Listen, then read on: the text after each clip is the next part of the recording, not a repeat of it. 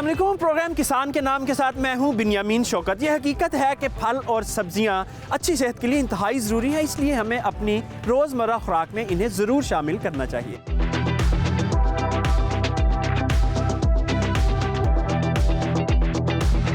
मगर क्या आप जानते हैं कि जो सब्जियां हम खाते हैं वो किस तरह उगाई जाती हैं? किस तरह किसान पैदावार बढ़ाने के लिए जाने अनजाने में ज़रूरी अद्वियात और खादों का बेजा इस्तेमाल करते हैं? नालों का गंदा पानी भी सब्जियों को जहर आलूद करने में अहम किरदार अदा कर रहा है और डॉक्टर के मुताबिक इन हालात में उगाई गई सब्जियां हमें सेहतमंद रखने की बजाय मुख्तलिफ बीमारियों में मुब्तला कर रही हैं। 2021 में पाकिस्तान ने $312 मिलियन की सब्जियां एक्सपोर्ट की, जबकि इसी साल $945 मिलियन की सब्जियां इंपोर्ट की गईं। 2020 में सब्जियों की इंपोर्ट तकरीबन 6% ज्यादा है। सब्जियों के लिए काबिले काश ज़रूरी रकबा मुसलसल कम हो रहा है। मकामी जरूरत पूरी करने के लिए हम प्याज, टमाटर, लहसुन, अदरक वगैरह इंपोर्ट कर रहे हैं, जिससे सब्जियों की कीमतें आम आदमी की दस्तरस से बाहर होती जा रही है। इन सारे मसलों का एक ही हल, घर में इस्तेमाल होने वाली सब्जियां और फल घर पर ही उगाएं, यानी किचन गार्डनिंग करें। किचन गार्डनिंग एक इंतहाई आसान तरीका है जिसके तहत आप घरेलू पैमाने पर इस्तेमाल होने वाली फल और सब्जियां घर में ही उगा सकते हैं। आज के प्रोग्राम में हम आपको बताएंगे कि अमली तौर पर आप किचन गार्डनिंग कैसे कर सकते हैं और आपकी मुलाकात करवाएंगे चंद कामयाब फैमिली से जो घर में फल और सब्जियां उगा रहे हैं, यानी किचन गार्डनिंग कर रहे हैं।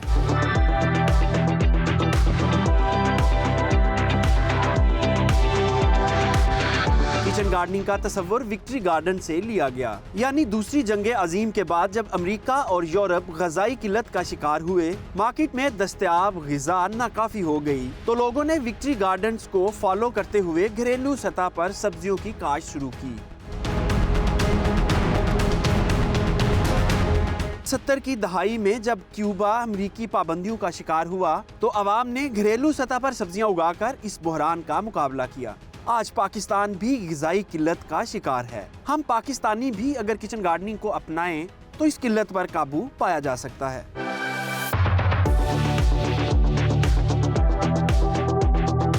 हमसाया मुल्क इंडिया की बात करें तो वहाँ गुज़िश्ता साल किचन गार्डनिंग से तकरीबन 70 अरब इंडियन रुपए की खतीर रकम कमाई गई। मगर बदकिस्मती से पाकिस्तान में दीगर शोबों की तरह किचन गार्डनिंग का शोबा भी इदारों और हुक्मरानों की नज़र से ओझल ही रहा और हम बैरून ममालिक से सब्जियां इंपोर्ट करके गुजारा करते रहे।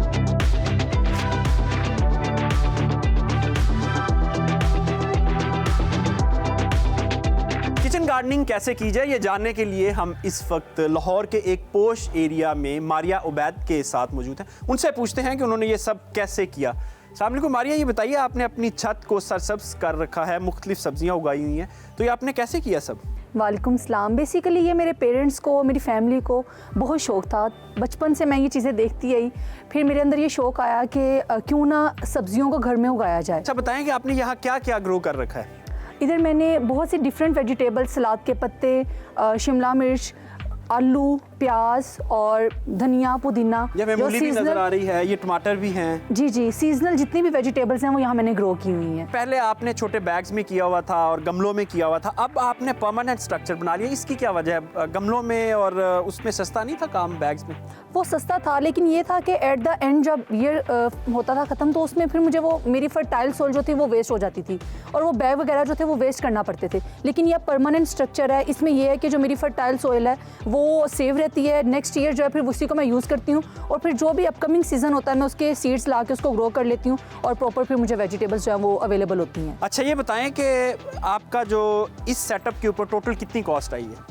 ये ज़्यादा नहीं है, ये 20,000 20,000 मेरा इसके ऊपर लगा था और अब ये है कि ये मुझे सारा साल जो है वो सब्जियां अवेलेबल हैं। आप देख सकते हैं ये मेरी एक वेजिटेबल की मिनी फैक्ट्री है। जी मारिया, मज़ीद बताएं ये क्या चीज़ है? वेजिटेबल्स ही नहीं, सिर्फ मैंने अपने घर में ये फ्रूट्स भी लगाए हुए हैं। ये भी स्ट्रॉबेरी है और साथ में आप देख सकते हैं ये टमाटर, चेरी टमाटो और आलू लगे हुए हैं। किचन गार्डनिंग के जो बिगनर्स हैं, नए काम करने वाले हैं, वो कहाँ से शुरू करें तो वो यहाँ तक पहुँच सकते हैं? क्या बेसिक स्टेप्स हैं? बस विलिंगनेस होनी चाहिए, आपका इनिशिएटिव होना चाहिए और ये लेना, बिल्कुल भी काम स्टार्ट करना डिफ़िकल्ट नहीं है, ये कोई रॉकेट साइंस नहीं है बेसिकली। आप बिल्कुल छोटे से काम से भी जो है उसका स्टार्ट ले सकती हैं। अच्छा मारिया, आप इस गार्डन को पानी कैसे लगाती हैं, कैसे पानी मैनेज करती हैं? अभी तो सर्दी है, मैं इनको मैनेज कर रही हूँ, लेकिन अल्टीमेट मेरा ये मैं इसको इम्प्रूव करना चाह रही हूँ, मैं इसको शिफ्ट करना चाह रही हूँ ड्रिप इरिगेशन पे। उसका पर्पज़ ये है बेसिकली कि फिर मुझे अगर मैं रोज़ ना भी चक्कर लगाऊं, हालांकि ऐसा हो नहीं सकता, मुझे ये फैमिली ही मेरी लगती है, उससे ये होगा कि अगर मेरा चक्कर नहीं भी लगेगा तो इसको प्रॉपर जो वो इरिगेशन भी होगी और वो सब्जियों को मेरा डेली विजिट ना भी हो, इनको पानी अवेलेबल होगा। बहुत शुक्रिया मारिया। मारिया ने जो परमानेंट स्ट्रक्चर बनाया हुआ है, ये किस तरह मुख्तलिफ स्टेप्स में बनवाया गया, आइए आपको उसकी पूरी डिटेल दिखाते हैं डे फर्स्ट से एंड तक। सबसे पहले छत पर निशानदही की गई कि क्यारियां कहां-कहां बनाई जाएं। क्यारियों की डिजाइनिंग में इस बात का ख्याल रखा गया कि दरमियान से गुजरने का रास्ता मौजूद रहे। इसके बाद 2 फुट ऊंची और 1.5 फुट चौड़ी ईंटों की क्यारियां बनाई गईं। छत को लीकेज से महफूज करने के लिए क्यारियों के अंदर चिप्स डाली गई और बनाई गई दीवारों को सीमेंट कर दिया गया और ऐसी दीवारें जो कमरों के साथ थी उनके साथ टाइल्स लगा दी गई। क्यारियां खुश्क होने के बाद इसमें भल या नहर से ली गई मट्टी, यानी ऐसी मट्टी जिसमें रेत 30 से 50%, भल 30 से 50% और चिकनी मट्टी 20% से कम पाई जाती हो, किचन गार्डनिंग के लिए बेहतरीन है। और गार्डनिंग के लिए इस्तेमाल की जाने वाली मट्टी का पीएच लेवल भी 6.5 से 7.5 के दरमियान होना चाहिए। क्यारियों में पानी लगा दिया गया और वत्तर आने पर इसमें हस्बे जरूरत बीज डाल दिए गए और जिसका नतीजा आज आपके सामने है।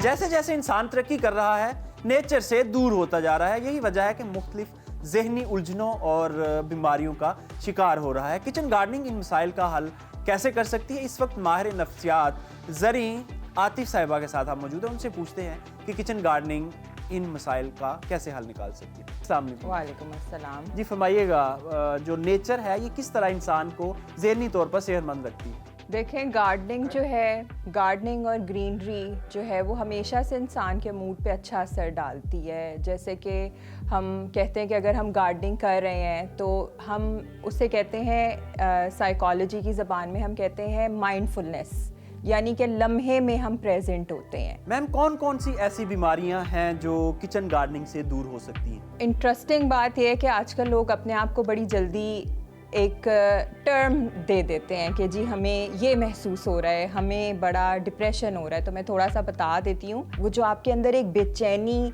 एक चीज़ें अंदर चल रही हैं, उनका एक तसलसल जब आप तोड़ते हैं, और मैंने जैसे पहले भी कहा है कि वो एक माइंडफुलनेस, एक प्रेजेंट मोमेंट में आप आ जाते हैं, आपको एक सेल्फ एस्टीम भी आपकी बेहतर होती है कि मैंने अपने हाथों से कुछ लगाया है, मैंने कुछ अपने हाथों से खुद ग्रो किया है। तो चाहे वो कोई एक मिर्ची क्यों ना हो या धनिया क्यों ना हो, या वो एक शॉर्ट टर्म में 1 महीने में उगने वाली कोई चीज़ ही क्यों ना हो, तो आप खुद देखेंगे कि किस तरह आपके ऊपर उसका अच्छा असर पड़ता है। कोई ऐसी केस स्टडी हमें बताएं कि आपने किसी क्लाइंट को रिकवर किया हो, एक सर्टेन जो सिचुएशन, स्टेट ऑफ माइंड से वो रिकवर हुआ हो गार्डनिंग के बाद? ऐसे तो बहुत सारे केस स्टडीज़ होती हैं, लेकिन स्पेशली एक जो रिसेंटली एक छोटा सा बिल्कुल बच्चा मेरे पास आया था, उसके पेरेंट्स ने मुझे खुद ही बताया कि इसको शौक़ है पौधे वगैरह लगाने का, और ये लगाता है, लेकिन वो जैसे एक बेचैनी होती है अंदर, तो वो उनको जो है ना इंतज़ार नहीं करता उनके बड़ा होने का, और फिर बार बार पूछता रहता है। तो मैंने उनके वालिदैन को भी समझाया कि इसको छोटे छोटे गमले ला दें जिनमें आप छोटे छोटे बीज इस तरह से उगाएं।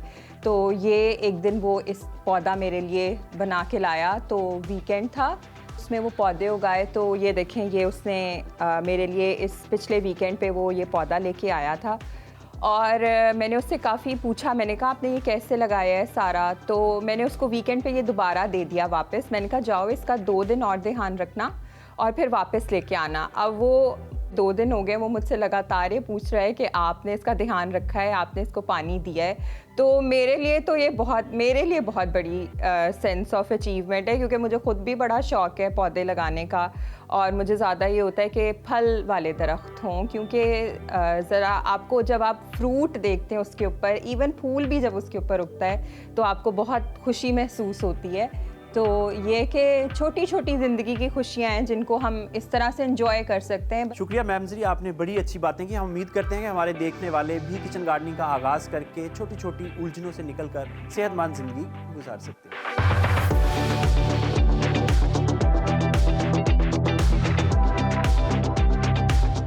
अक्सर लोग समझते हैं कि किचन गार्डनिंग एक महंगा और थका देने वाला शौक है, मगर हकीकत ये है कि ये काम 1000 रुपए से भी शुरू किया जा सकता है। सब्जियां उगाने के लिए जो जरूरी अशिया दरकार हैं, उनमें घर की छत, गली, टेरेस, दीवार या कोई भी ऐसी जगह जिस पर बराहे रास्त कम से कम 6 घंटे धूप पड़ती हो।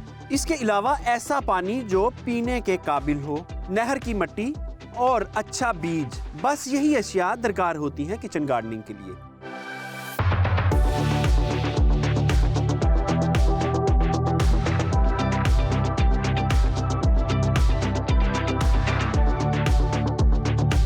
सब्जियां किस तरह उगाई जाती हैं ये तो आप जान चुके, मगर सब्जियों की फरोख्त जिन मंडियों में की जाती है उनकी हालत-ए-ज़ार भी आपके सामने है। अभी बारिश नहीं हुई, जब बारिश होगी तो यही सब्जियां इन्हीं गलियों में पानी में तैर रही होंगी। इस वक्त हमारे साथ मार्केट कमेटी के मेंबर मियां जुल्फ़कार मौजूद हैं, उनसे पूछते हैं कि आखिर ये माजरा क्या है। जी सर, फरमाइएगा। सर, इसके ऊपर काफ़ी कंट्रोल किया जा रहा है। ये जो गली है इसके लिए हम लोग गटर और लैंड डलवा रहे हैं। आप काइंडली इसको शूट कर सकते हैं अगले वाले चौक पे। और जो सब्जियां हैं वो माशाल्लाह पूरी कंट्रोल रेट पे बेची जा रही हैं रेल लिस्ट के मुताबिक। सर, जो शहरों के करीब सब्जियां उगाई जाती हैं उसमें सीवरेज का पानी इस्तेमाल किया जाता है, तो आप किस तरह इस चीज़ की गारंटी करते हैं कि ये जो सब्जियां आपके पास बिक रही हैं ये साफ़ सुथरे पानी में उगाई गई हैं? सर, इसके ऊपर काफ़ी कंट्रोल किया गया। पिछले दिनों में काफ़ी सब्जियों को यानी कि कनेक्ट किया गया था, उनको डिस्ट्रॉय किया गया था। अपने टीवी पे देखे होंगे, चैनलों ने दिखाई हैं। उसके ऊपर काफ़ी काम हो रहा है। यानी कि जो सब्ज़ी ऐसी पाई जाती है गंदे पानी में उगाई जा रही है, उसको बाकायदा ज़ाया कर दिया जाता है। क्या इस वक्त आप हमें कोई ऐसी सब्ज़ी दिखा सकते हैं जो गंदे पानी में उगाई गई है? सर नहीं, यहाँ पे हम लोग बेचने ही नहीं देते और पीछे से भी कंट्रोल हो रहा है। गंदे पानी की सब्ज़ी आती नहीं, सिर्फ साग आ रहा था, उसके ऊपर कंट्रोल किया गया है। जी, साइंसी दौर में भी हम आंखों से मुआयना करेंगे, आंखों से टेस्ट करेंगे कि ये सब्ज़ी साफ़ पानी की है या गंदे पानी की। आइए कुछ कंज्यूमर से बात करते हैं कि क्या उनको इस चीज़ का इल्म है कि वो जो सब्ज़ी ख़रीद रहे हैं वो साफ़ पानी में उगाई गई है या गंदे पानी में। हमारे अपने तो खेत नहीं है कि घर लगाएं, तो मजबूरी से लेते हैं। इतनी तनख्वाहें नहीं होती जितनी समय ये चीज़ें लेनी पड़ती हैं, क्या मजबूर है। क्या खुद उगाएंगे तो वो हमें पता भी होगा हमने किस किस्म के इसके ऊपर खाद डाली है, कौन सी डाली है जो सेहतमंद भी है। अब बाज़ार से लेते हैं, हमें पता भी नहीं होता कि कौन सी सेहतमंद है, कौन सी सेहतमंद नहीं है, लेकिन वो मजबूरी है, हमें लेनी है। मुझे तो ये समझ नहीं आती कि हुकूमत जो है कहाँ सोई हुई है कि जो है कम से कम कीमतें तो कंट्रोल करे कि प्याज जो है 200 पे चला गया, पालक जो है वो 40 पे है, मूली 60 रुपये है। अब ये देखिए इसमें जो है आम इंसान कैसे सर्वाइव कर सकता है। अच्छी खाद है, बुरी खाद है, कोई पता नहीं है इनका क्या हमें खिला रहे हैं। इसी वजह से बीमारियां भी ज़्यादा बढ़ रही हैं।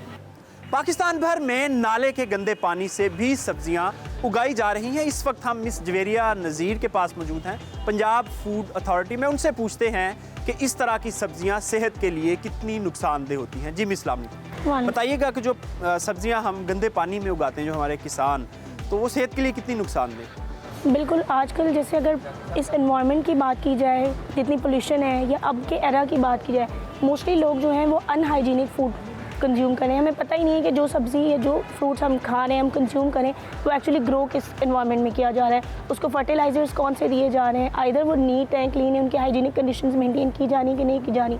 आप या हमें नहीं पता कि कोई चीज़ जो हमारी प्लेट में है उसका बैक एंड का जो प्रोसीजर है, उस प्रोसीजर में वो किस किस चीज़ से गो थ्रू होकर आई है, उसकी प्रोसेसिंग में क्या क्या चीज़ें इन्वॉल्व हुई हैं। अपार्ट फ्रॉम दैट उसकी हाइजीनिक कंडीशन को कितना मेंटेन किया गया, हमें उस चीज़ का आइडिया नहीं है। अच्छा, पंजाब फूड अथॉरिटी इस तरह की जो सब्जियां मार्केट में आती हैं उनको रोकने के लिए क्या इकदाम कर रही है? बिल्कुल, हम इससे पहले हमने मिल्क के ऊपर किया है काम, मीट पे किया है, फ्रूट्स एंड वेजिटेबल्स पे भी, डिफरेंट जितने भी फूड प्रोडक्ट्स हैं, हमारी पूरी कोशिश है कि हम लोगों तक हाइजीनिक फूड को जो है वो एक्सेसिबल करें। बाकी जो मुख्तलिफ फूड्स हैं उनका टेस्ट का तरीक़ाकार है, तो अगर सब्जियों की बात कीजिए तो आप किस तरह टेस्ट करते हैं? डिफरेंट प्रोसीजर्स होते हैं, वो ऑपरेशन बेसिकली काम होता है, तो वही ये सारा करते हैं। मिल्क का आपका कर लें, फूड प्रोडक्ट्स का, ऑयल्स वगैरह का, इसके अलावा आपका जो वाटर है इसकी भी टेस्टिंग वगैरह हमारे इदारे में ईजीली हो जाती है। Welcome back. तरक्की याफ्ता ममालिक में किचन गार्डनिंग की शरह बहुत ज़्यादा है। ऐसे इलाके जहाँ दिन में धूप निकलती हो, वहाँ आपको छतें ग्रे नहीं बल्कि सरसब्ज नज़र आएंगी। यही वजह है कि उनकी सेहत हमारे मुकाबले में बहुत अच्छी है और उनकी एवरेज उम्र भी हमसे ज़्यादा है। आइए आपको डॉक्टर राहील के पास लिए चलते हैं, जो हमें बताएंगे कि केमिकल वाली सब्जियां खाने से हमारी सेहत पर क्या मुज़र असरात मुरतब हो रहे हैं। डॉक्टर अस्सलाम वालेकुम, बताइएगा कि जो केमिकल से तैयार की गई सब्जियां हैं वो इंसानी सेहत को किस तरह तबाह व बर्बाद कर रही हैं। जी वालेकुम सलाम।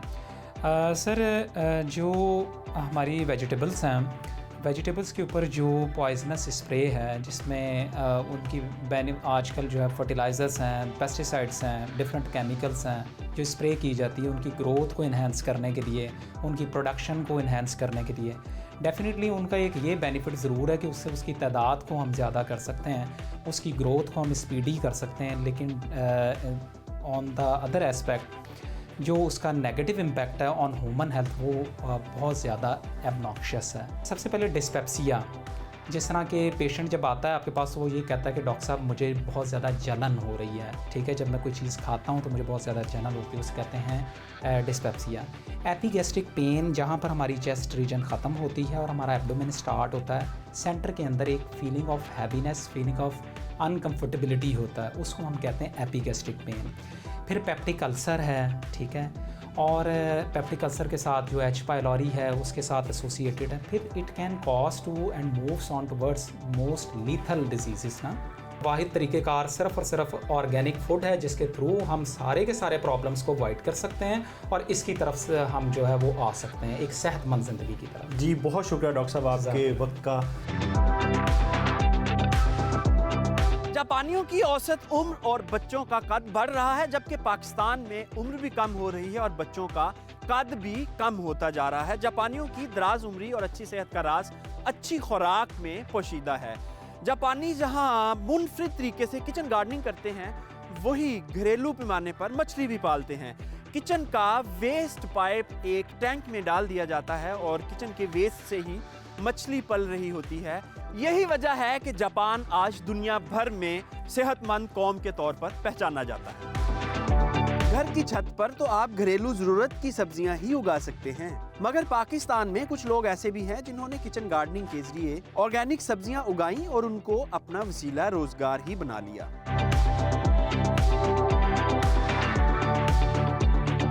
किचन गार्डनिंग के फ़रोग़ के लिए ख़वातीन का किरदार इंतहाई अहम है। जब तक ख़वातीन इस सेक्टर में एक्टिवली पार्टिसिपेट नहीं करेंगी, ये सेक्टर तरक्की नहीं कर सकता। इस वक्त हमारे साथ एक किचन गार्डनिंग की मास्टर ट्रेनर सीमा खालिद मौजूद है। आइए उनसे इस हवाले से मज़ीद बात करते हैं कि ख़वातीन किचन गार्डनिंग में किस तरह दिलचस्पी ले सकती हैं। अस्सलाम वालेकुम। वालेकुम अस्सलाम। आपने माशाल्लाह बड़ा खूबसूरत गार्डन बनाया हुआ है, घर के अंदर ही हर चीज़ लगी हुई है, सब्जियां लगी हुई हैं, फ्रूट लगे हुए हैं, बड़े ज़बरदस्त ग्रेप्स भी नज़र आ रहे हैं हमें। तो ये कहाँ से शौक़ आया आपको? वैसे जब मैंने ये रियलाइज़ किया कि फूड सिक्योरिटी जो है that is going to be a big issue for us in the coming years. अब ये है कि हमें एटलीस्ट हम कुछ ना कुछ तो अपने लिए ग्रो कर सकते हैं। हर शख्स ना सिर्फ ग्रो कर सकते हैं बल्कि उसे कमर्शियल लेवल पर भी लेके जा सकते हैं। अच्छा, आपका तो घर माशाल्लाह बड़ा है, तो आपने सब कुछ लगाया हुआ है। जिनके छोटे घर हैं, जिनके पास सिर्फ छतें हैं, वो इतना कुछ कैसे लगा सकते हैं? देखिए छतें तो इवन बेटर, क्योंकि सबसे बड़ी बात ये कि छत वो जगह है जहाँ पे आपको मुस्तकिल धूप मिलती है, कहीं ना कहीं आपको धूप मिलती है और आपके पास बहुत ऑप्शंस होती हैं उसमें। तो हम इसमें रूफटॉप गार्डनिंग के जैसे हम कहते हैं, तो वो बहुत ही एक प्रॉफिटेबल हो सकता है, जिसे आप बड़े पैमाने पर भी कर सकते हैं। ट्रेनिंग भी देती हैं लोगों को। बताइए ख़वातीन का ट्रेंड क्या है इसमें और कब तक हम ये एक्सपेक्ट करें कि पाकिस्तान में जो है किचन गार्डनिंग जो है प्रॉपर होना शुरू हो जाएगी? असल में बात ये है कि ये सबसे जो ईजीएस्ट है वो हमारे घरों की औरतों के लिए है, इस वजह से कि हमारी एक बहुत बड़ी आबादी है जो हाउसवाइफ्स हैं, तो उनके पास घर में इतना टाइम होता है कि वो कुछ ना कुछ ऐसे टाइम अच्छी तरीके से दे सकती हैं। और अभी अल्लाह का शुक्र है, हम जिन लोगों को ट्रेन करते हैं उनमें होते हैं ख़वातीन की बहुत बड़ी तादाद होती है, मर्द हज़रात भी होते हैं, सब दिलचस्पी उसमें लेते हैं। और सबसे जो खुशी की बात है कि वो जो चीज़ सीखते हैं उसे इम्प्लीमेंट करते हैं। आपका माशाल्लाह बहुत तजर्बा है। जो नए लोग हैं, जो नई ख़वातीन हैं किचन गार्डनिंग करने वाली, वो क्या क्या आसानी से घर में उगा सकती हैं? सबसे अहम चीज़ ये है कि आप जो चीज़ भी आप ग्रो करें वो उसी सीज़न की चीज़ हो। ज़्यादातर हम एम्बिशियस ज़रा ज़्यादा हो जाते हैं तो ऑफ सीज़न चीज़ों की तरफ जाते हैं जो मुश्किल से ग्रो करती हैं। और जैसे अब बहुत ही आसानी से सब कहते हैं कि टमाटर जो है that is haven for each and every new beginner, तो वो सबसे आसानी से हम टमाटर उगा सकते हैं। घर में सब चीज़ें, मिर्चें और हर तरह की हर्ब्स, हरा धनिया, पुदीना, बैंगन जितनी भी हैं, लेकिन आप सीज़न के साथ चलें। किचन गार्डनिंग के फ़रोग़ के लिए हुकूमत क्या इक़दाम कर रही है और हुकूमत को क्या करना चाहिए? इनफैक्ट मैं तो ये समझती हूँ कि सबसे जो है, मैं अगर आप कहीं भी और ना कर सके तो हुकूमत को एटलीस्ट जो उनके सरकारी स्कूल हैं उनमें कम से कम इसे ज़रूर इंट्रोड्यूस कराना चाहिए। जो चीज़ बच्चे देखते हैं शुरू से वो उसमें डेफिनेटली बहुत अच्छी तरीके से आगे चलते हैं। हमारा अपने तौर पे जो प्राइवेट हमारा तजर्बा है वो भी इनके साथ बहुत ही अच्छा है। जी बहुत शुक्रिया। आपने देखा कि जो सीमा खालिद है वो किस तरह कम्युनिटी की भी हेल्प कर रही हैं और अपने घर में भी ये सारा सेटअप लगा के लोगों को अवेयरनेस भी दे रही हैं और अपने घर का किचन भी चला रही हैं। इसी तरह अगर आप लोग भी इनको फॉलो करें और किचन गार्डनिंग घर में शुरू करें तो आप अच्छा अर्न भी कर सकते हैं और इसके अलावा अपने घर का किचन भी चला सकते हैं।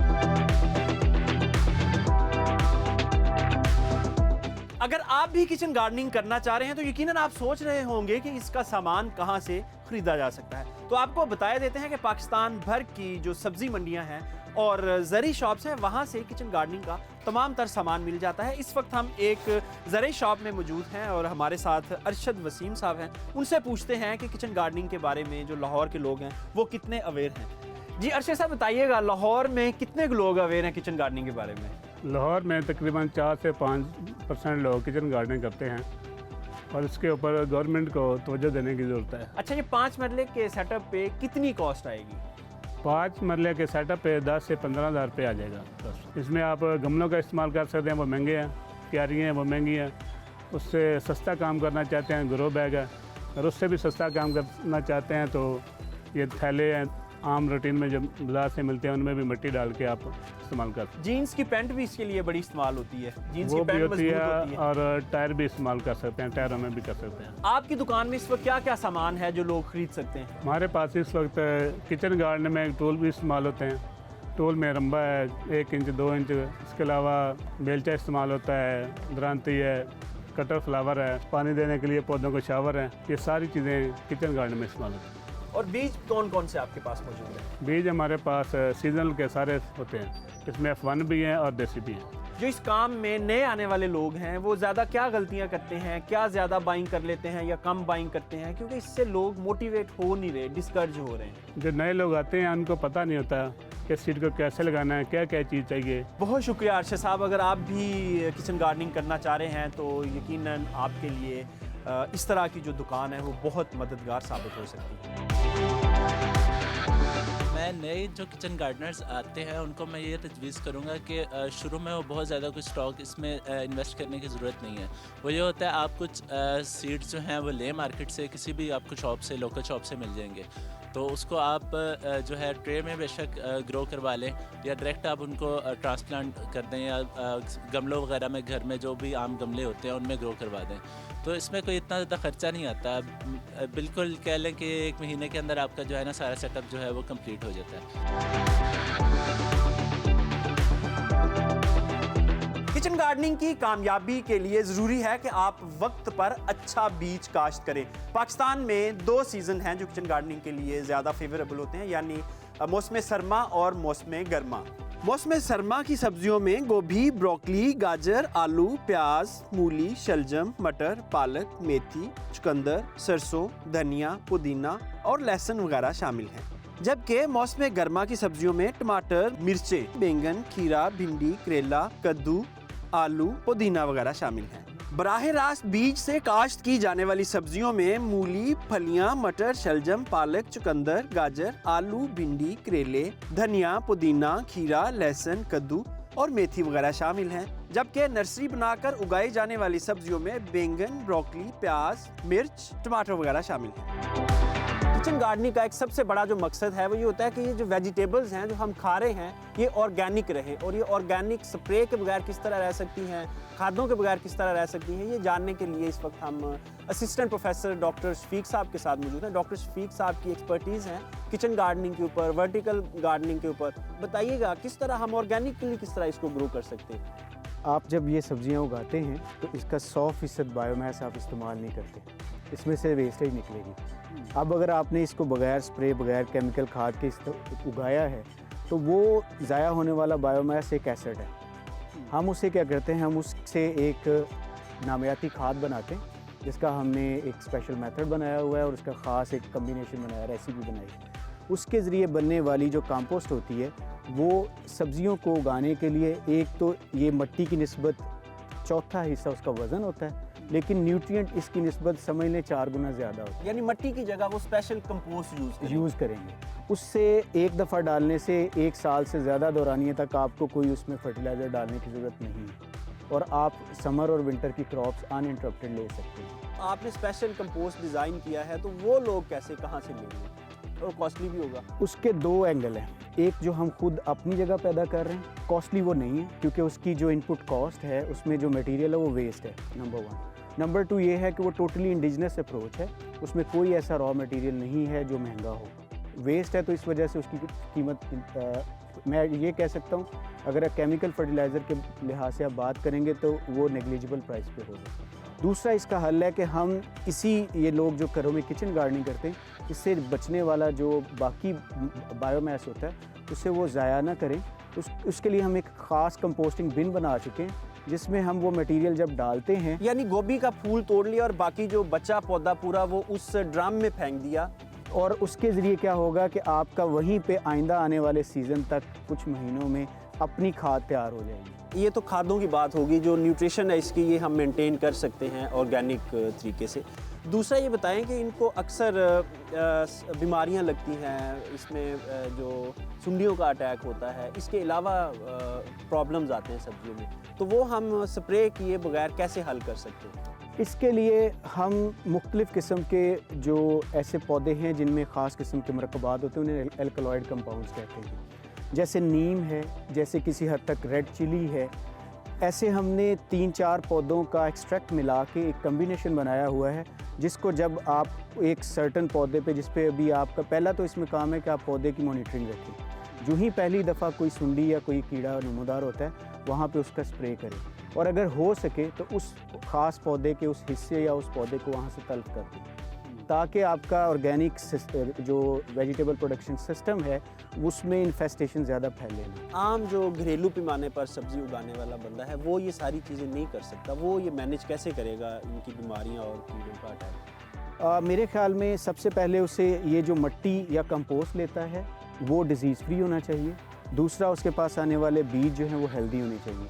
ये सिस्टम अगर दोनों साफ़ हैं, पहला ये मेक श्योर कर ले कि वो एक सर्टिफाइड मटेरियल ले, कंपोस्ट ले, और दूसरा वो सीड सही ले जिसके बारे में अक्सर सर्टिफाइड सीड के बारे में इंफॉर्मेशन क्लियर होती है कि ये डिज़ीज़ फ्री होगा। मेरे ख्याल में फिर इसके अंदर किसी पेस्ट का अटैक मुमकिन नहीं है, लेकिन फिर भी क्योंकि ओपन एयर में है तो चांस होता है। ऐसी सूरत में सिर्फ ये है कि मॉनिटरिंग की जाए विजिलेंट, और जहाँ पे पहली दफ़ा अटैक हो रहा है उसको वहाँ या तो रिमूव कर दिया जाए।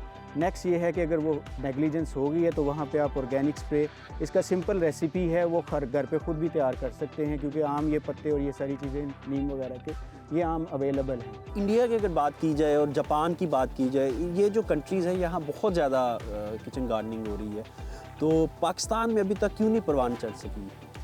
इसके कई सारी वजूहात हैं।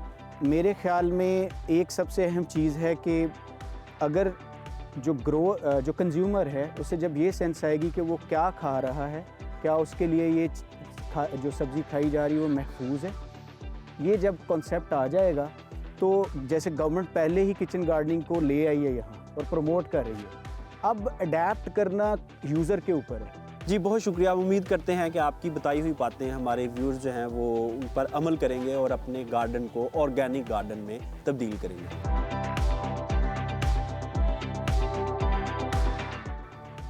हुकूमत भी किचन गार्डनिंग के फ़रोग़ के लिए बड़े अहम इक़दाम कर रही है।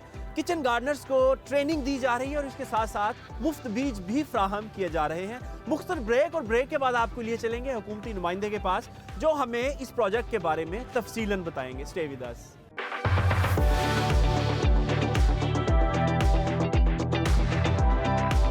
हुकूमत किचन गार्डनिंग के लिए क्या इकदाम कर रही है? इस वक्त हम डॉक्टर रियाजुर रहमान साहब के पास मौजूद हैं। डॉक्टर रियाज साहब डायरेक्टर हैं फ्लोरिकल्चर पंजाब के। उनसे बात करते हैं कि हुकूमत इस वक्त क्या इकदाम करी। अस्सलाम वालेकुम सर, बताइएगा किचन गार्डनिंग क्यों ज़रूरी है हमारे लिए और हुकूमत इसके फ़रोग़ के लिए क्या इकदाम कर रही है? वालेकुम सलाम। किचन गार्डनिंग के लिए जो हुकूमत की कोशिशें हैं वो आपको इस छत के ऊपर काफ़ी सारी चीज़ें नज़र आ रही होंगी। जैसे जैसे ज़मीनें कम हुई, हमारी ख्वाहिश और हुकूमत की जो इंस्ट्रक्शंस हैं उसके मुताबिक हमने लोगों को प्रवोक किया कि आप अपने घरों में अपनी वेजिटेबल्स खुद उगाएं। हुकूमत ने अब तक क्या क्या ऐसे प्रैक्टिकल स्टेप्स किए हैं जिससे हमें पता चले कि वाकई में किचन गार्डनिंग के लिए काम हो रहा है? हमारा ऐसा है कि जी directorate of floriculture kitchen gardening के अंदर बहुत आज से नहीं तकरीबन 8 साल से, बहुत 10 साल से हम बहुत एक्टिव रोल प्ले कर रहे हैं। हमारा खानेवाल में गार्डन है वेजिटेबल का।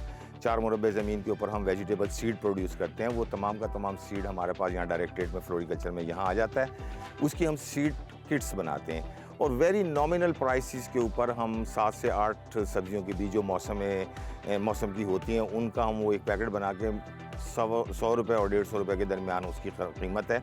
उसके अंदर ना सिर्फ वो बीज मौजूद है बल्कि उसके अंदर हम एक पम्फलेट ग्रोइंग टेक्नोलॉजी का भी रखते हैं। इसके अलावा हमारे गवर्नमेंट की तरफ से जो इंसेंटिव्स लिए गए हैं, हम तमाम स्कूल्स को, तमाम कॉलेजेस को, यूनिवर्सिटी को, मेडिकल यूनिवर्सिटीज़ हैं या फ़ाइन आर्ट्स वगैरह की हैं या NGOs हैं, उन तमाम के अंदर हमारे ऑफिसर्स जाते हैं और अवेयरनेस सेमिनार करते हैं, वहाँ प्रैक्टिकल डिमॉन्स्ट्रेशन करते हैं। एवरेज निकालें लाहौर की तो लेस देन 1% ऐसे घर हैं जिनमें किचन गार्डनिंग हुई है। क्या वजह है? हुकूमत के इकदाम रंग क्यों नहीं ला रहे?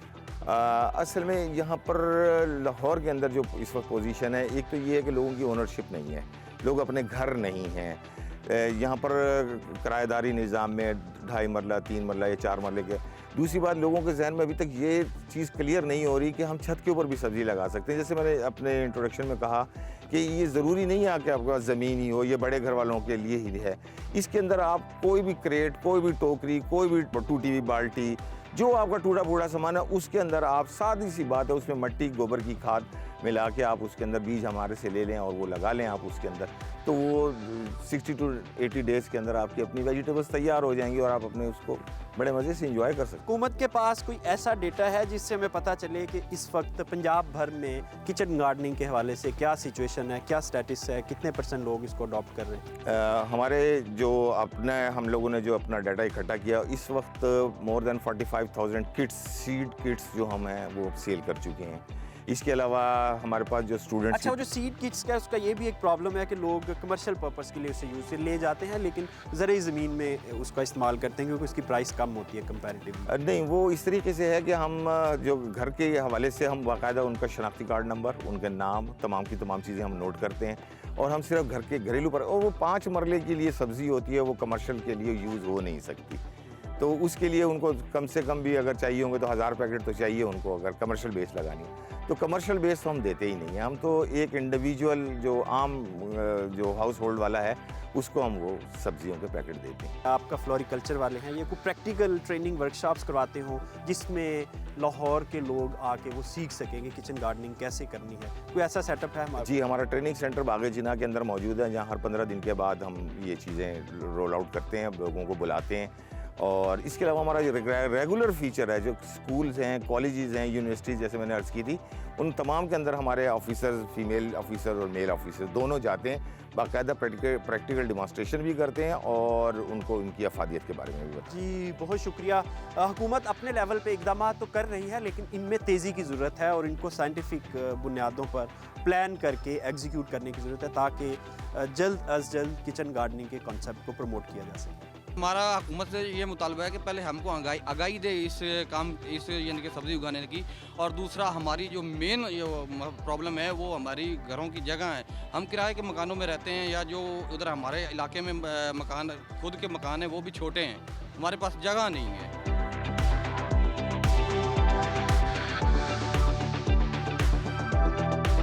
किचन गार्डनिंग में अच्छी पैदावार के लिए अच्छे बीज का होना ज़रूरी है और हुकूमत की तरफ से जो पंजाब भर में महकमा ज़राअत बीज दे रहा है ये बड़ी अच्छी क्वालिटी के बीज हैं। इस वक्त हमारे साथ मोहम्मद अब्दुल सलाम साहब मौजूद हैं, इनसे पूछते हैं कि कहाँ से बीज मिल सकते हैं अगर कोई लेना चाहे। इसके लिए हमारे जो है ना महकमा ज़राअत के ऑफिस हैं, तहसील ऑफिस में भी होते हैं, ज़िलाई लेवल पे भी होते हैं। तो हर ऑफिस में ये होता है, सीज़न के ऊपर है, ये आप बीज के पैकेट ले सकते हैं वहाँ से। जो 5 मरले का बीज का पैकेट है, 5 मरले ज़मीन के लिए या छत के लिए या घर के लिए, वो कितने का देते हैं आप लोग? ये 100 रुपीज़ है जी। और अगर मार्केट में देखा जाए तो इतना बीज कितने का मिलता है? तो मार्केट में अप्रॉक्सीमेटली तकरीबन है 4000 से लेकर 5000 तक सीड बिकता है। अच्छा, तो ये गवर्नमेंट सब्सिडी दे रही है किचन गार्डनिंग ये को? गवर्नमेंट की तरफ से जी सब्सिडी है सर। अच्छा, ये सबको मिल जाते हैं या सिफारिश लड़ाना पड़ता है? नहीं, कोई सिफारिश नहीं है, इसके लिए हमारे हर दफ्तर में है, इसके बाकायदा इनको है जो सीड अलाट किए जाते हैं, वहाँ से कांटेक्ट नंबर अपना लिखवाएं और वो अपना पेमेंट कराएं। 100 रुपये में आपको ये पैकेट दे देंगे, इसके लिए कोई सिफारिश की ज़रूरत नहीं। अच्छा, ये बताएं कि किस किस चीज़ का बीज आप देते हैं विंटर के लिए और समर के लिए? क्या क्या बीज? विंटर के लिए अलग-अलग होते हैं। अब ये जो है इसमें विंटर सीज़न में है, विंटर सीज़न में जो है सरसों का है बीज इसमें होता है। एक पैकेट के अंदर बेसिकली होते हैं 8 सीड होते हैं। उसमें ये है कि गोभी का सीड है, बंद गोभी का सीड है, सरसों का है, मेथी का है, धनिया का है, मिर्च का है और टमाटर का है। जी, बहुत शुक्रिया। आप भी अगर किचन गार्डनिंग करना चाह रहे हैं तो यकीनन अच्छे बीज की आपको तलाश होगी, और मार्केट से अगर अच्छा बीज खरीदेंगे तो आपको 4 से 5 हज़ार रुपये में मिलेगा 5 मरले के लिए। और अगर गवर्नमेंट के सेंटर से यानी ज़राअत के जो ऑफिसेज़ हैं वहाँ से आप ये 5 मरले के लिए बीज लेंगे तो ये सिर्फ आपको 100 रुपये में मिलेगा, सिर्फ 100 रुपये में। तो अच्छा बीज लगाइए और अच्छी पैदावार हासिल कीजिए। बलूचिस्तान में भी लोगों ने घरेलू पैमाने पर सब्जियां उगाना शुरू कर दी है, मगर इसकी परसेंटेज बहुत कम है। वक्त गुजरने के साथ साथ लोगों में आगाही आ रही है। लोग बलूचिस्तान में किचन गार्डनिंग किस तरह कर रहे हैं, इस हवाले से कोयटा के सुनो टीवी के नुमाइंदे हमारे साथ मौजूद हैं, उनसे मज़ीद तफसीलात जानते हैं। जी बिल्कुल, जैसा कि बलूचिस्तान के हवाले से अगर हम बात करें तो बलूचिस्तान में भी ये रुझान जो है वो बहुत बढ़ता जा रहा है। हमारे साथ मौजूद है हमजा शफकात जो कि सेक्रेटरी इन्फॉर्मेशन है, इसके अलावा इस्लामाबाद और मुल्क के दीगर शहरों में भी सर्व कर चुके हैं। सर, अपना कीमती वक्त देने का बहुत शुक्रिया। क्या कहेंगे सर, गवर्नमेंट ऑफ बलूचिस्तान इस हवाले से क्या रोल अपना प्ले करी, और स्पेशली जो किचन गार्डनिंग है इसके फ़ायदे के हवाले से क्या कहेंगे? बहुत शुक्रिया। बेसिकली किचन गार्डनिंग तो एक ऐसा प्रोजेक्ट है जिसको हमारी जो फूड एंड एग्रीकल्चर ऑर्गेनाइजेशन है यूएन की, वो भी रिकमेंड कर चुके हैं कि फ्यूचर इसी में ही है। और इसके अलावा आजकल के जो हालात है, जैसे आपको पता है कि फूड शॉर्टेजेस हो रही हैं, फ्लड्स की वजह से जो एग्रीकल्चर का पूरा सेक्टर मुतासर हुआ है, और इसका हल यही है कि लोग किचन गार्डनिंग की तरफ आएँ। इसके ऊपर गवर्नमेंट क्या कर रही है? गवर्नमेंट इसके रुझान के ऊपर, इसके रुझान को बढ़ाने के लिए प्रमोट कर रही है। एडवोकेट हम इसको कर रहे हैं, इंफॉर्मेशन डिपार्टमेंट भी इसको एडवोकेट कर रहा है। इसके अलावा जो हमारा जो रूरल सपोर्ट नेटवर्क है, उन्होंने किचन गार्डनिंग के ऊपर, पोल्ट्री के ऊपर, लाइफ स्टॉक मैनेजमेंट के ऊपर ट्रेनिंग्स भी करवाई हैं जगह जगह के ऊपर। लेकिन अभी ये है कि अभी ये इतना ज़्यादा ट्रेंड पकड़ नहीं रहा, और लेकिन आपके चैनल के तवज्जुह से मैं सबको कहूँगा कि इसके ऊपर गवर्नमेंट जो है वो ट्रेनिंग प्रोग्राम्स अभी शेयर भी करेगी अपने सोशल मीडिया के ऊपर, ताकि लोग सोशल मीडिया के ऊपर इसकी लर्निंग कर रहे हैं। इसके लिए कोई हमें सेपरेट कोई पैसे लगाने की ज़रूरत नहीं है, कोई ज़्यादा फंड्स रखने की ज़रूरत नहीं है, कोई सेपरेट प्रोजेक्ट्स बनाने की ज़रूरत नहीं है। सोशल मीडिया के ऊपर, यूट्यूब के ऊपर हर चीज़, इसकी ट्रेनिंग हर चीज़ पड़ी हुई है। अगर हर घर के अंदर एक खातून ही बेशक इसको थोड़ा सा देख ले और अपने घर के अंदर थोड़ा सा घास लगा के, थोड़ी सी मिट्टी लगा के, तो अपने घर में वो बहुत सी चीज़ें उगा सकते हैं। बिल्कुल जी, जिस तरह से आपने हमजा शफकात की बात सुनी, इनका ये कहना है कि गवर्नमेंट की ये जिम्मेदारी है और गवर्नमेंट अपना रोल इसमें अदा करिए कि ज़्यादा से ज़्यादा लोग जो है वो किचन गार्डनिंग की तरफ आएँ, इसको फ़रोग़ दिया जाए। ये ना सिर्फ जो है वो एक सेहत अफजाई की एक्टिविटी है, एक प्रैक्टिस है, बल्कि इससे हम जो है वो ज़र मुबादला भी कमा सकते हैं। बलूचिस्तान की सूरत हाल तो आप जान चुके, अब आपको लिए चलते हैं पंजाब के ज़रई शहर फैसलाबाद, जहां तारिक तनवीर ने एक खूबसूरत बागीचा बना रखा है। आइए आपको उसकी सैर करवाते हैं। देखिए, मैं यहाँ पे जो है 1991 में मैंने यहाँ पे अपना काम स्टार्ट किया, और मैंने अपना घर भी यहाँ पे शिफ्ट किया। तो 2000 से जब मैंने देखा कि मुझे अपनी ख़ुद की सब्ज़ियाँ लगानी चाहिए, तो 2000 में मैंने पहली अपनी यहाँ से सब्ज़ियाँ स्टार्ट की। तो 24 साल हो गए मुझे, 22-23 साल सब्ज़ियाँ लगाते हुए अपनी खुद की। देखिए, मैं समझता हूँ कि एक नॉर्मल एक घर का जो सैलड खाते हैं या बाकी कोई चीज़ें एक्स्ट्रा सब्ज़ी लेते हैं, तो 8-10 हज़ार रुपये तो उनकी सब्ज़ी का ख़र्चा हो जाता है, जिसमें वो सैलड लेते हैं, बाकी चीज़ें लेते हैं। तो मैंने सच्ची बात है कि मैं सब्ज़ियाँ बाज़ार से तो कभी नहीं लेता, तो इधर से ही हमारी सारी सब्ज़ियाँ लेते हैं। जैसे अभी आपने देखा मेरे पास ऑलरेडी सारी सब्ज़ियाँ मौजूद हैं, तो हम सैलड भी इधर से ही अपना निकालते हैं और अपनी सब्ज़ियाँ भी इधर से निकालते हैं। अच्छा, दूसरा पैसे को बचाने में अगर आप बात करें ना, एक पैसे होते हैं वो आप सब्ज़ियाँ लगाने पे खर्च कर रहे थे, एक पैसे होते हैं जो बाज़ार की गलत किस्म की सब्ज़ियाँ खा के वो डॉक्टर को दे रहे होते हैं। तो हमारी ज़िंदगी से 2 तरह के खर्चे कम हुए हैं, एक तो सब्ज़ी का खर्चा कम हुआ है और डॉक्टर का खर्चा भी कम हुआ है। ऑलमोस्ट सारी सब्जियां गर्मियों में, जैसे हमारा करेला है, कद्दू है, टिंडा है और खीरे हैं, वो सारी सब्जियां गर्मियों में लगती हैं। और सर्दियों में जो है वो जैसे आजकल आप देख रहे हैं यहाँ पे ब्रोकली लगी हुई है, आइसबर्ग लगा हुआ है और शलजम लगे हुए हैं, मूंगरे लगे हुए हैं, चुकंदर लगा हुआ है। मेरे ख्याल में एक पैशन की ज़रूरत होती है कि आपके अंदर का जज्बा हो कि आपने अपने लिए उगाना है। इसके ऊपर बहुत ज़्यादा पैसा नहीं लगता। जैसे मैंने जब स्टार्ट किया तो मैंने अपने घर के वो टूटे हुए टप, वही टूटे हुए गमले, वही टूटी हुई मुख्तलिफ जो वेस्ट वाली चीज़ें थी, उन्हें को इस्तेमाल करके मैंने इसी सब्जियों के फलों के छिलकों से बनी हुई खाद के अंदर मैंने ग्रो किया। और ये जो आपको एक डेवलप शक्ल नज़र आ रही है, ये तो मैं अगले 10-20 सालों के बाद आगे शिफ्ट हुआ। तो स्टार्ट में वही तो मेरे ख्याल में हमारे पाकिस्तान में हमारे पास बड़ी ब्लेसिंग है कि हमारे पास फ्लैट छतें हैं। बिल्कुल दुनिया देखा ऐसे कर्व वाली छतें होती हैं, तो हमारी छतों के ऊपर हम बड़े आराम से चीज़ें उगा सकते हैं, हम दीवारों के अंदर उगा सकते हैं। हम बड़ा एक एक्टिव लाइफ गुजारे, एक सेहतमंद ज़िंदगी गुजारे हैं। और इसीलिए हम लोगों को भी चाहते हैं कि वो इस तरह के लाइफस्टाइल पे आएँ और अपनी खुद की उगाई हुई सब्जियाँ फ्रूट खाएँ, जिससे वो सेहतमंद ज़िंदगी गुजार सकें। बिलियन सुनामी ट्री का दावा करने वाली पीटीआई हुकूमत ने केपीके में घरों की छतों को सब्जियों से कितना सरसब्ज किया, इस हवाले से पेशावर से हमारे नुमाइंदे मौजूद हैं। आइए उनसे बात करते हैं। जी, इस वक्त हमारे साथ मोहम्मद अली दाऊदज़ई साहब मौजूद है, जो सीनियर रिसर्च ऑफिसर है और इसके साथ साथ ख़ुद किचन गार्डनिंग भी करते हैं। सर, सबसे पहले तो आप हमें ये बताएं कि पाकिस्तान में किचन गार्डनिंग कितनी ज़रूरी है।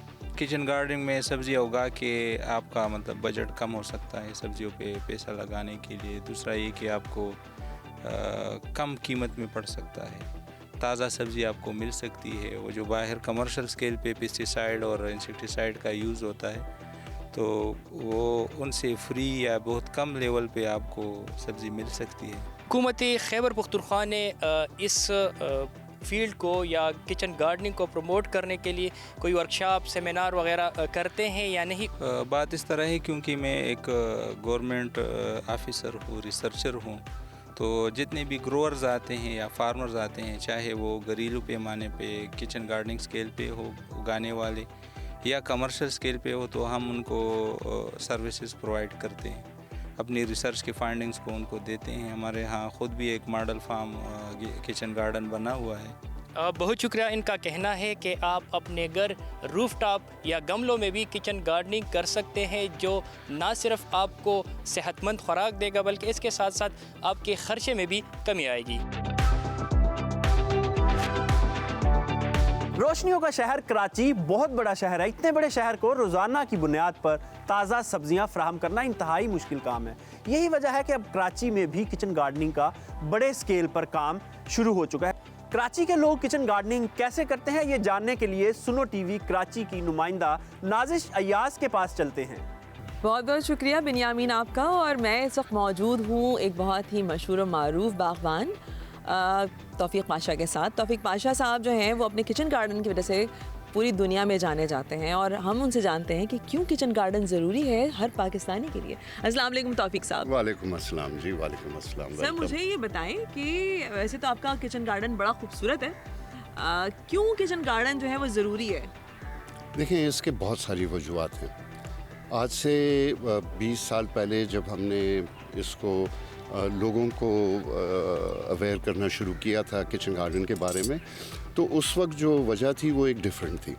वो ये थी कि हमारे शहरों के अंदर बहुत सारी सब्ज़ियां जो शहरों के नज़दीक उगती हैं, जो सब्ज़ियां ट्रैवल नहीं कर सकती हैं, जैसे धनिया है, पालक है, ये लंबे डिस्टेंस ट्रैवल नहीं कर सकती हैं, मुरझा जाती हैं, तो शहरों के नज़दीक ये उगाई जाती हैं। और वहाँ पर ये उगाई जा रही थी गंदे पानी से। सूरज का पानी वैसे गंदा नहीं होता है, लेकिन क्योंकि हमारे सूरज के पानी में हर किस्म का इंडस्ट्रियल वेस्ट है, तो इसमें कुछ ऐसी चीज़ें शामिल हो जाती हैं जो हेवी मेटल्स हैं, जो सेहत के लिए मुज़र हैं। और द आइडिया वाज कि लोग अपने घर में पालक उगा लें, धनिया उगा लें, ताकि वो सेफ़ पानी से उगी हुई हो। और ऑफ कोर्स ये भी आइडिया था कि आपको फ्रेश सब्ज़ी घर से मिल रही होगी। आज की दुनिया में जिसमें आज हम हैं, इसमें तो फूड सिक्योरिटी का भी एक बहुत बड़ा इशू है। तो अगर एक घर जो है वो 500 रुपए की सब्ज़ी अगर वो घर में उगा रहा है महीने की, तो शायद उस हाउस होल्ड को इतना फ़र्क ना पड़े जो एक अर्बन सेटिंग में करोड़ों रुपए के बंगले में रहता है, लेकिन एक गरीब आदमी जो है अगर वो 500 रुपये भी महीने के बचाता है तो उसके लिए वो बहुत सारे पैसे होते हैं। गार्डनिंग जो काम है ये बड़ा सूदिंग काम है, ये आपको बहुत सारी चीज़ें सिखाता भी है। एक तो ये है कि आप जब गार्डन में काम कर रहे होते हैं तो बहुत सूदिंग होता है, ये तो इस्टेब्लिश्ड हो गया। फिर ये आपको सबसे बड़ी चीज़ जो ये सिखाता है वो है सब्र, आपको पेशेंस सिखाता है। आपको ये भी सिखाता है कि अगर आप कोई काम करते हैं और उसको आप अच्छी तरह से डेडिकेटेडली काम करते हैं तो उसका रिवॉर्ड भी होता है। आप बीज लगाएं, पानी दें, उसको खाद दें, उसको संभालें, तो 2 महीने 3 महीने के बाद आपको कोई खाने की चीज़ मिलती है, दैट इज़ योर रिवॉर्ड। और आपको एक नेचर से इंटरेक्शन का जो आपको रिलीफ मिलता है उससे, दैट इज़ ह्यूज।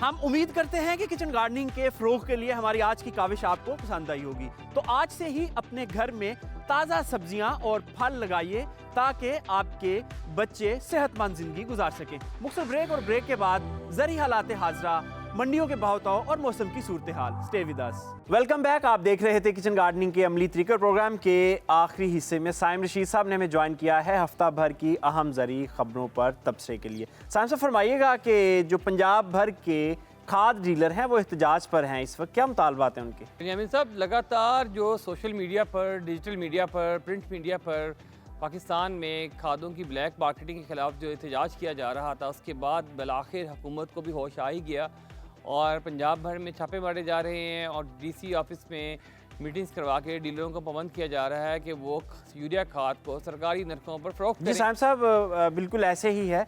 बड़े नाम सामने आ रहे हैं, कौन कौन से किस किस ज़िले के सरकारी लोग इसमें मुलव्वस थे? तमाम पंजाब के हर ज़िले में ऐसा हो रहा है। ज़िला बिहारी में जो खाद डीलर्स की एसोसिएशन के जनरल सेक्रेटरी थे, उन्होंने तो वाशगाफ अल्फाज में महकमे के अफसरान जो बिहारी के उनका नाम लेकर बताया कि वो बाकायदा इन्वॉल्व थे हमारे साथ इसमें, हर बैग के पीछे मनपसंद अफराद को खाद की सप्लाई दिलवाने में। और साहब हुकूमत की जो पॉलिसी है ज़राअत के बारे में, किसानों के बारे में, वो तो बिल्कुल ऐसे जैसे बनाना पॉलिसी होती है। आप एक किसान पैकेज अनाउंस करते हैं और बाद में बैकआउट कर जाते हैं। देखिए, हुकूमत लगातार अपने आप को खाना बदोश साबित कर रही है। इस वक्त जब आपको ज़रूरत थी कि आप अपने किसानों को सपोर्ट करें, 1 मार्च से आपने IMF के दबाव में आकर जो अनाउंसमेंट कर रहे हैं कि हमने जो बिजली पर सब्सिडी दी थी इनको लो टैरिफ वाली ख़त्म कर रहे हैं। जनाब, इसके बजाय आपके पास बहुत से और तरीके थे, आप उसके ज़रिए अपना रेवेन्यू बढ़ा सकते थे। आप फार्मर को फैसिलिटेट कर कर जो आपकी पैदावार बढ़ेगी, जिसके नतीजे में आपको जो इंपोर्ट करनी है उसमें डॉलर्स आपको नहीं पे करने पड़ेंगे, उसका इस पैदावार के मुकाबले का बहुत बड़ा फ़र्क है। तो आपने तो चंद अरब रुपए की शायद आपसे रेट ज़्यादा ले लेंगे वापडा के बिजली के बिलों में, लेकिन जो फार्मर आपको फ़ायदा पहुंचा सकता था वो अरबों डॉलर का था। साइम साहब, इस वक्त जो यूनिट का रेट हो चुका है 25 से 30 रुपए के दरमियान, आपको लगता है कि किसान ज़री ट्यूबवेल चला के फसलों को पानी लगा सकेगा? देखें, इस रेट पर तो बिल्कुल मुमकिन नहीं है। इस रेट पर तो आप कहेंगे किसान अगर अपनी फसल को पानी लगा ले, और जो मौजूदा साल खुशहाली का है, जिस तरह इस पर खुशहाली जारी है, बारिश कहीं भी नहीं हुई। फरवरी का महीना आपका 5वां खुश तरीन मौसम फरवरी गुजरा है पिछले 70 सालों में, और इस साल इसमें फरवरी के महीने में 70% आपकी बारिश कम हुई है। तो आने वाले हालात तो बिल्कुल साफ जाहिर हैं कि बारिशें कम होंगी और पानी की कमी पूरी करने के लिए किसान को ट्यूबवेलों पर इंतज़ार करना पड़ेगा। तो ट्यूबवेल के लिए डीजल कहाँ से आएगा, बिजली कहाँ से खर्च करेगा? बिल्कुल मुमकिन नहीं है। तो हमारे हमसाया मुल्क में जो इंडिया का पंजाब है, वहाँ बड़े लार्ज स्केल पे किसानों को सब्सिडी दी जाती है और वहाँ यूनिट जो है वो बड़ा सब्सिडाइज है। साफ सी बात है जी, इंडिया की जो अप्रोच है वो बहुत डिफरेंट है और उन्होंने इस बात को समझ लिया कि ज़राअत ही हमारा जो से इंडस्ट्री की बैकबोन थी और ज़राअत ही हमारी कंट्री की बैकबोन है। अब इंडिया इस वक्त आप देख लें, वो जो इंडस्ट्री को डेवलप करता जा रहा है, वो इंडस्ट्री सारी की सारी ज़राअत की डेवलपमेंट के बाद बाकी इंडस्ट्री डेवलप हुई है। क्योंकि ये दुनिया में ऐसा है कि ज़राअत आपकी बेसिक, आपका जो इकॉनमी है वो ज़राअत है पूरी दुनिया में। वहाँ से आप जिस मुल्क की ज़राअत इस्टेब्लिश होगी, उसके बाद उसकी बाकी दीगर इंडस्ट्रीज भी इस्टेब्लिश हो जाती हैं। जो ज़राअत का महकमा है, पेस्ट वार्निंग एंड मैनेजमेंट वाले, वो कुछ डीलर्स को ऑन बोर्ड कर रहे हैं और उसकी जो क्वालिफ़िकेशन है वो मैट्रिक रखी गई है। तो आपको लगता है कि एक मैट्रिक पास बंदा जो है वो इतना टेक्निकल काम संभाल सकता है? देखें, ये ही इस मुल्क पे ज़्यादती हो रही है कि आपने एक स्पीशी जिसे इंसान कहते हैं, एक नो के लिए अगर आप कहते हैं कि कोई अगर उसकी अद्वियात का कारोबार करे तो उसके लिए लाजिम है, या कोई डॉक्टर के इसकी मशवरे दे, लाजिम है कि डॉक्टर हो या फार्मासिस्ट हो। लेकिन जहाँ पर आपकी मिलियंस के हिसाब से स्पीशीज़ हैं, जितना इल्म बहुत ज़्यादा कॉम्प्लिकेटेड है, वहाँ पर आप कहते हैं कि मैट्रिक पास या मैट्रिक पास ना भी हो, वो बंदा आपके इस कारोबार को भी चला सकता है, वो फार्मर को गाइड भी कर सकता है, वो पेस्टिसाइड भी सेल कर सकता है, वो खाद को भी डिस्ट्रीब्यूट करा सकता है। यहाँ पे वाला इसमें मसला जो आ रहा है, यही वो मसला है जिसकी वजह से पाकिस्तान की ज़राअत इस वक्त ज़बोहाली का शिकार है। तो ज़िम्मेदार कौन है साइम साहब, ये सारी जो तबाही हो रही है? सर ज़िम्मेदार तो इस वक्त आप देखा जाए, सूबाई ज़िम्मेदार तो सेक्रेटरी ज़राअत है जो पंजाब के हैं और इस तरह साउथ पंजाब के, ये ज़िम्मेदार हैं। इनके नीचे अगर कोताहियाँ हो रही हैं तो ये अफसरान ब्यूरोक्रेसी इसकी ज़िम्मेदार है। मुख्तलिफ प्रोग्राम्स में गंदम की कीमत का जिक्र करते रहे हैं कि हुकूमत को कम अज़ कम 4000 करनी चाहिए, 4000 करनी चाहिए, और बिल आखिर जो है वो इस वक्त 3900 रुपये ECC ने मुकर्रर की है। जो रिकमेंडेशंस गई थी वो 4000 की ही गई थी। तो आप कैसा देखते हैं इस इक़दाम को? अगर इस इक़दाम को हुकूमत गंदम की काश्त बिजाई के वक्त अनाउंस कर देती, क्योंकि कीमत इंटरनेशनल मार्केट में तो उस वक्त भी उतनी ही थी, ये अब इसको उन्होंने रीज़न बनाया, वजह बनाया है, तो फार्मर आपका बहुत एहसन तरीके से, बहुत अच्छे तरीके से अपनी फसल की देखभाल करता, खादों का मुनासिब इस्तेमाल करता, उसकी केयर करता, उसकी और उसको बेहतर पैदावार में कम से कम 15 से 20% इजाफा तो कर सर क्या एग्जैक्ट, मुझे याद है 3-4 साल पीछे जाएं तो उस वक्त जब गंदम काश्त हो रही होती थी उस वक्त ये अनाउंस करते थे प्राइस, तो अब क्या हुआ, अब क्यों ये लेट करते हैं? देखिए 4 साल से कह लें आप, 2018 तक तो यही रूटीन थी कि जो पॉलिसीज़ थी वो पब्लिकली अनाउंस हो जाती थी, लेकिन पिछली गवर्नमेंट जो PTI की थी, उसके बाद मौजूदा गवर्नमेंट PDM की है, इन दोनों में शायद ज़राअत को कहने की हद तक तो बहुत ज़्यादा तवज्जो दी जाती रही है, लेकिन अमली कुछ नहीं है। जी साइम साहब बिल्कुल दुरुस्त फरमा रहे हैं। हमारे साथ इस वक्त चौधरी असलम साहब मौजूद हैं, उनसे पूछते हैं कि आइंदा हफ्ते क्या मौसम की सूरत हाल रहेगी पाकिस्तान भर में। जी असलम साहब फरमाइएगा। शुक्रिया बिनियामीन। आने वाले वीक के दौरान मौसम की सूरत हाल कुछ इस तरह रहेगी। सुबह पंजाब में मोस्टली मौसम खुश्क रहेगा, लेकिन इस्लामाबाद में जुज़वी अबरलूद रहने का इम्कान है। सिंध की बात की जाए तो पूरे सिंध में मौसम आलमोस्ट खुश्क होगा, और कोयटा में अगले हफ्ते के दौरान आने वाले तकरीबन सारे बलूचिस्तान में मौसम खुश्क होगा, और KP में मालाकंड डिवीज़न में मौसम हल्की बारिश हो सकती है, बाकी सुबह में मौसम खुश्क रहने का इम्कान है। जी असलम साहब, मुल्क के अक्सर इलाकों में मौसम खुश्क रहेगा, बताइएगा दर्जा हरारत जो है वो कहाँ तक जाने के इम्कान? जी, अगर टेम्परेचर की बात की जाए तो आने वाले वीक के दौरान मौसम गर्म रहेगा, बल्कि टेम्परेचर मामूल से थोड़े ज़्यादा रहेंगे। इस्लामाबाद में टेम्परेचर 10 और 25 डिग्री सेंटीग्रेड के दरमियान रहने का इम्कान है। लाहौर में मौसम थोड़ा गर्म होगा और मिनिमम टेम्परेचर 15 और मैक्सिमम 30 डिग्री सेंटीग्रेड तक जाने का इम्कान है।